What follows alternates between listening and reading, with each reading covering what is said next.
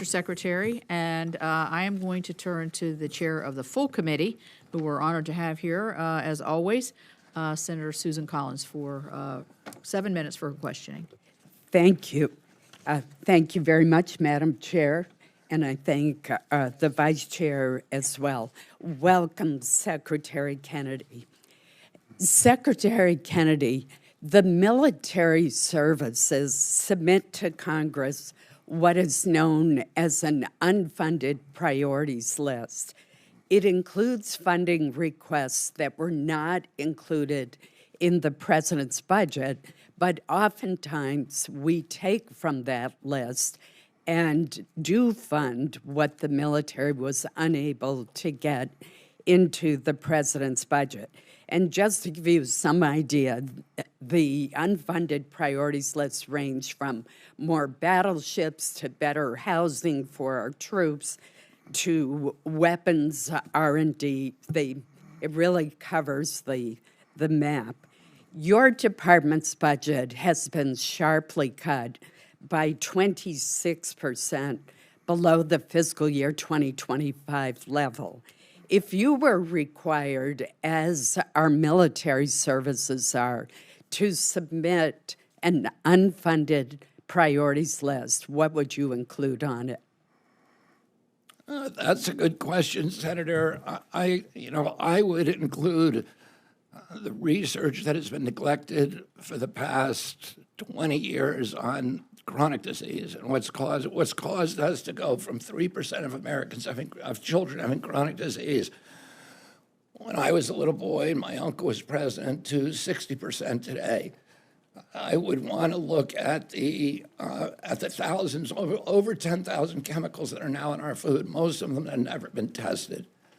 I'd want to look at what's causing the infertility crisis. Why are girls in this country reaching puberty 6 years early? They're earlier than historically. Why do boys in this country have half the testosterone teenagers of a 68-year-old man, half the sperm count of a 60-year-old man? I would want to do research on why our bees are disappearing, why 90% hive collapse happened, which is a food issue. I would want to look at the microbiomes in the soil and how that's contributing to erosion and how chemicals that we're using in agriculture are sickening farmers in many cases, potentially, and are destroying the microbiome and creating a situation where soil is running off and where most agronomists believe that we only have 60 harvests left. And I would want to look at why we're having an explosion in Alzheimer's in this country, not just curing it, but what is causing it. And I think NIH has done a very good job at making cancer more survivable. For example, colorectal cancer, where there's been extraordinary science done at NIH.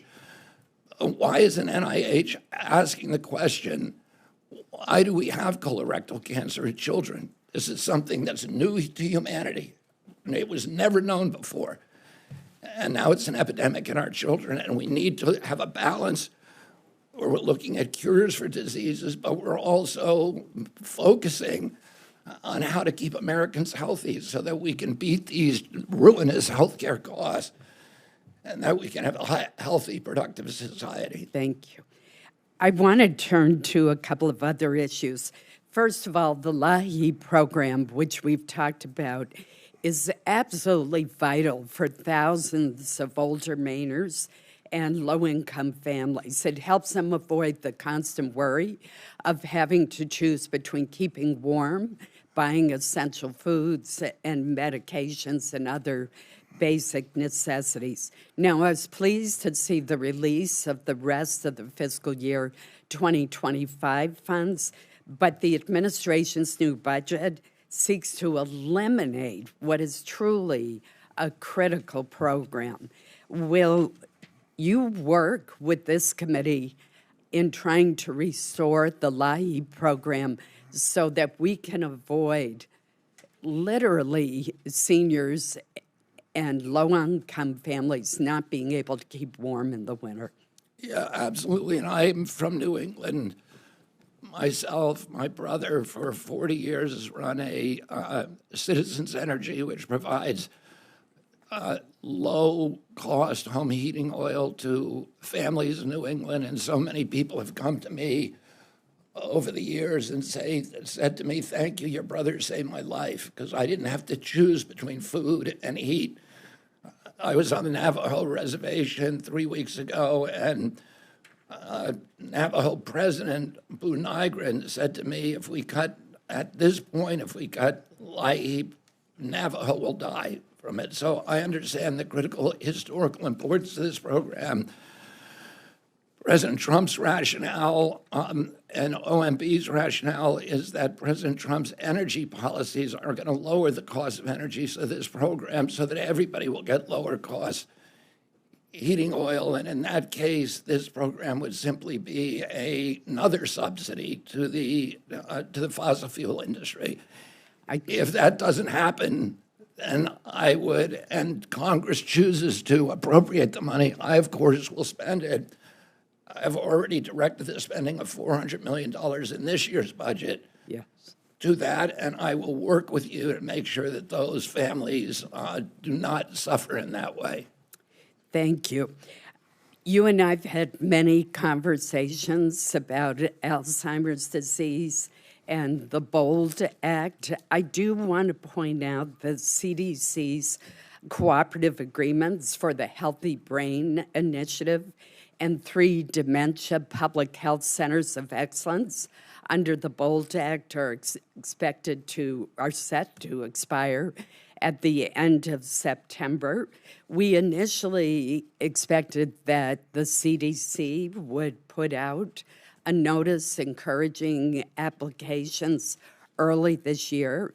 Inexplicably, no such notice has been issued, even though we reauthorized the BOLD Act and funding is available under the appropriations measure that President Trump signed into law in March.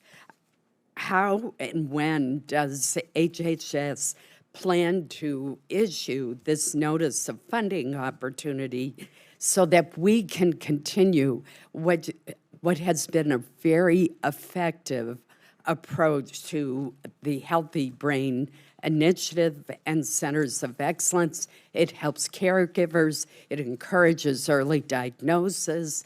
It really has been an important program, taking the kind of public health approach that you've generally supported. Yeah, Senator, because of the TRO from the federal judge on this issue that was issued last week, I've been instructed by HHS and by White House attorneys that I can't speak directly to that part of the reorg. I have a strong personal commitment to, as I said before, to Alzheimer's, to dementia, and it's affected members of my family, and I understand how important these programs have been. And whatever happens, we will continue that research. Senator Baldwin. Thank you, Chair Capito.